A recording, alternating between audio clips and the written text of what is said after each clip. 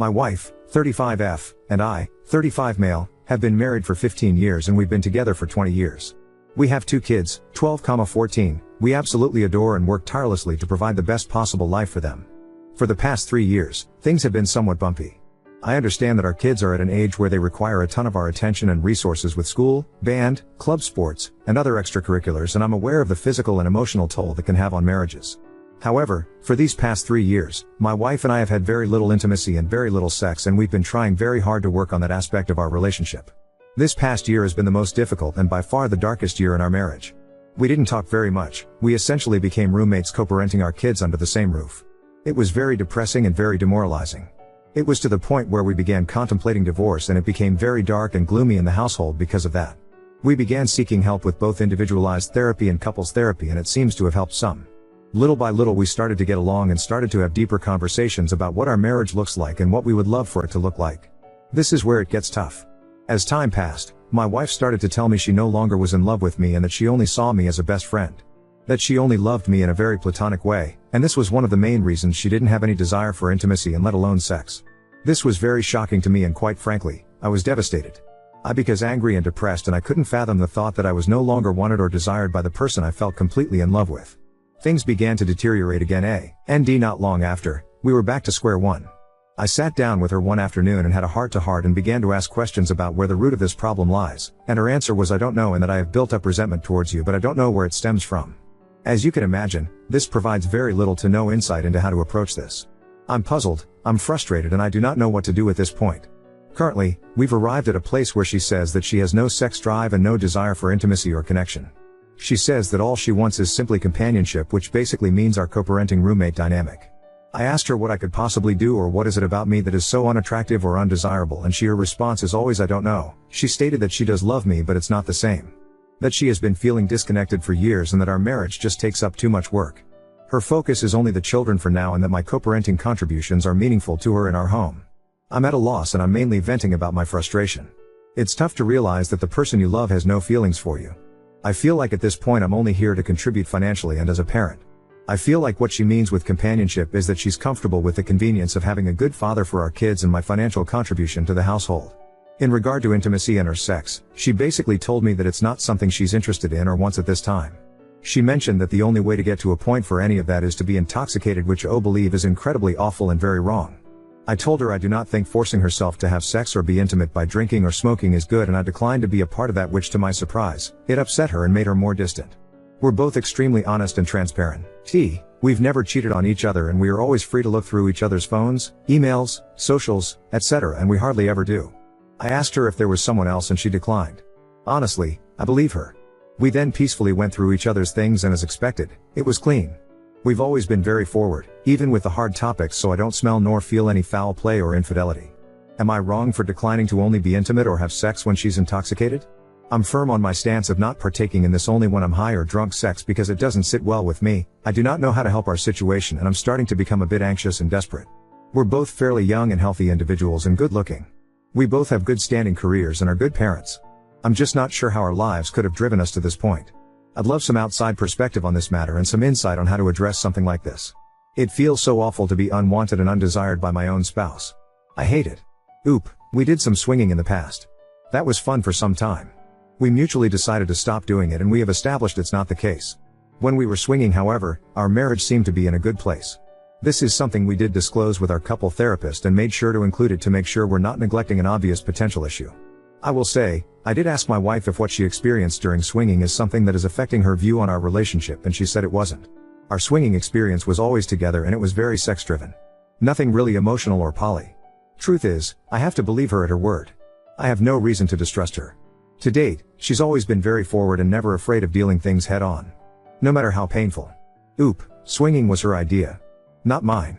But I suppose I should have included it, but I honestly believe her on it not being an issue. I don't have any reason to distrust her. Maybe it's something she has to accept with her therapist or our couples therapist. Can't really approach that with a solution if she doesn't think it was a problem. She says that all she wants is simply companionship, which basically means our co-parenting roommate dynamic. Update 1. I wanted to give you guys an update of how the therapy session with my wife went this week.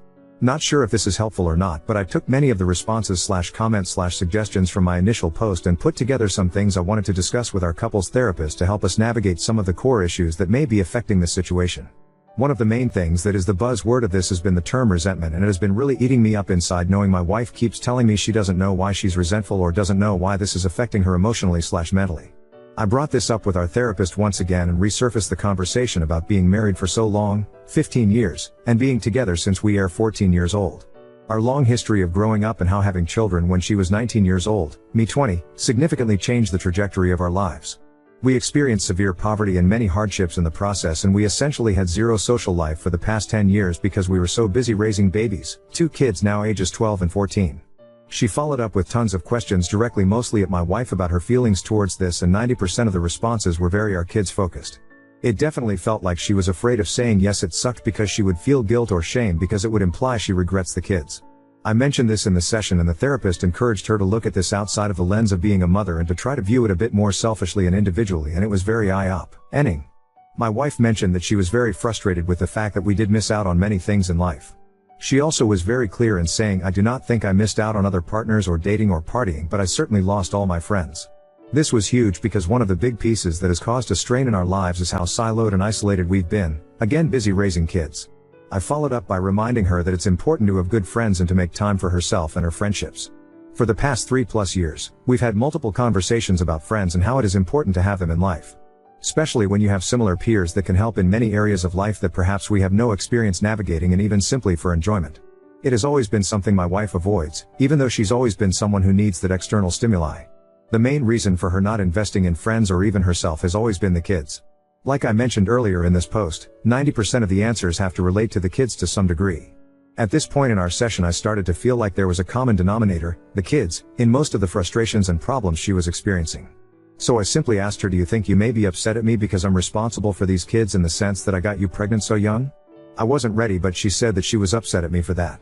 She also followed up with the fact that she knows that's unreasonable because it takes 2 to tango. I did feel like it was progress because it kind of gave us something to work on and help alleviate some of these burdens, so we agreed to invest more time in nurturing good friendships both together and individually. Towards the end of the session, we began to discuss what actionable items we would take from this session. At this point, it was still all very ambiguous and blurry as to what the outcomes were. I was very direct, and very forward in asking my wife what her plan is moving forward. Note, I had decided prior to the session that should my wife say the same thing about being a co-parenting roommate, that I would take the 180 approach and essentially do me. She started basically saying the same thing, that she doesn't have any desire to be intimate or sexual with me as of now, and that she loves me immensely and she feels bad for not being there for me, as mentioned in my first post. I also brought up the brief swinging that happened, to which for the 50th time said it wasn't a problem. I agree with her on this. This was something that was a mechanical approach for a solution to a problem that was very much inexistent when we tried this. We, both, really have no issue to this. We know it happened, we tried it and mutually stopped and turned the page. I also brought up other life events that may cause resentment, and really we ended up not getting anywhere else as far as the root for resentment, which was discouraging. I then basically expressed to my wife that I will not be okay with that arrangement. I told her that I've really done everything I can and that this issue really has reached a point where it has nothing to do with me or require me to do anything that I'm currently not doing. I was very direct in saying that I will not be accepting this dynamic and that I need to be with someone who is actively involved in our marriage, works towards resolutions, and is very much interested in maintaining an active intimacy and sexual relationship. I expressed how I'm not going to be a convenience and that there was more to life than being roommates and co-parents. I made sure she knows I love her dearly and that I do want this to work for the better. I also told her that I'm fully committed to this marriage so long as she is as well, and that if she wasn't, it's okay. However, I will not be a part of something where these efforts are not reciprocated. I told her I have no plans of leaving, and I do not want a divorce. However, I made it clear that if this dynamic continues, that divorce will be the only outcome. Of course, tears were involved and it was a very bleak and sad ending to the session. Still nothing was said and I walked out very discouraged and very determined to start working on the 180 as soon as we left the room. It's painful and very difficult because much of the 180 requires you to be very short and cold and transactional. The saddest part is realizing, this dynamic already is very cold and transactional. Here is where it gets very interesting. I started working on implementing many of the 180 recommendations that same day. I mentioned to my wife that, hey, things are going to be a bit different moving forward. I'm going to honor her roommate/co-parent dynamic without reproach, and that it should be no mistake that I am not happy here and I am never going to be okay with it, but I am done working on it if she wasn't going to work on it. She agreed and went to bed. I started to build distance and started to basically focus on myself. Very short and transactional. She asked for help on some of her personal things, to which I declined, and it really shocked her. She was upset, saying I was being petulant. I explained to her that she is now fully in charge of her own life and her own issues. We didn't talk all day, and we only spoke when necessary. Few days I keep this going, and she's very visibly upset and stressed. I typically react to that with gestures of help or nurturing, but I didn't this time. That night she was crying, telling me she's stressed and she thinks something is wrong with me because I'm indifferent. I simply listened. Then I told her that this is the dynamic she proposed and that I'm simply, much like her, taking care of myself and focusing on myself. I'm not going to lie, it has been very hard to be cold and distant because, as I mentioned before, I love her and I wish I could hold her and love on her. However, I know this is somewhat manipulative in a way, just to get her way and still keep me in the friend zone. So I've been staying the course. We're now going on a week of this 180, and let's just say, there has been many changes on her side. I think she is starting to realize there is more to me than just friends and co-parenting. I sent her a text a few days ago essentially itemizing bills and separating the financial responsibilities 50-50, and she lost her shit. She basically told me it was out of left field, to which I responded, "Hey, friends go in 50-50, and as your friend I expect nothing less." This was very eye-opening because it gave me a glimpse of I'm really taken for granted and how her level of comfort and convenience at my expense is really overlooked. I pushed through anyways and basically told her that this is the new dynamic she asked for and that it's still a bargain because she would have to be 100% if she was on her own. I'll wrap up with this. While the 180 has been working in many different areas, I am still very much sad about the overall situation. There have been many eye-opening statements being said and realization that have not been pleasant to encounter. It has also sparked new energy and new efforts on her side as well. She's definitely seeking to talk to me more often, and while it's hard to turn down, I hope if things improve, this continues to happen. I've also noticed that she's making more time for herself aside from being a mom, which is huge because she pretty much neglected herself for years. I'm very pleased seeing her be more herself. My hope is that as we work on ourselves, the marriage improves. There really is no telling at this point where this will go. We are very much cordial and amicable even to this day, and that's a very good sign. Boundaries are set and expectations are very clear, and I feel that no matter the outcome, I will be at peace with everything that has been done. We're still going to continue the couples therapist until we either rekindle our marriage or end up in divorce. I feel like having this non-biased third party really helps as a witness and as a guide through this. No matter what, I will always love my wife. However, I will not participate in a sexless, intimacy-less marriage because we both deserve better. I think this soft ultimatum, 180 method, has been very eye-opening. I'm definitely hoping for a rekindling of our marriage, but I'm also bracing for divorce. I agree on a timeline, and I've decided on a timeline for myself privately. I don't want to give her a timeline because I want to reduce the pressure. However, after 1 to 2 years if things don't improve, it won't be shocking or a surprise if we split. I think 1 to 2 years is more than reasonable. Now on to second story. Fiancée discovered my past relationship with a man through old pictures, and now she accuses me of purposely hiding it, causing a breach of trust. I, 29 male, lost my fiancé 4 years ago in a car accident. He and I were both 25 at the time and had been together since we were 19. If soulmates are real, he was mine. He was stubborn, he preferred a way earlier bedtime than I did, and was a major homebody, and I loved all of it. He would stay up with me until he was sure I fell asleep, and weekly movie theater outings, planned by him, became a thing like a month into us meeting. I am a fundamentally different person, both because I met him and because of my grief. I was shown what real love and effort and care feels like. I also don't talk about him.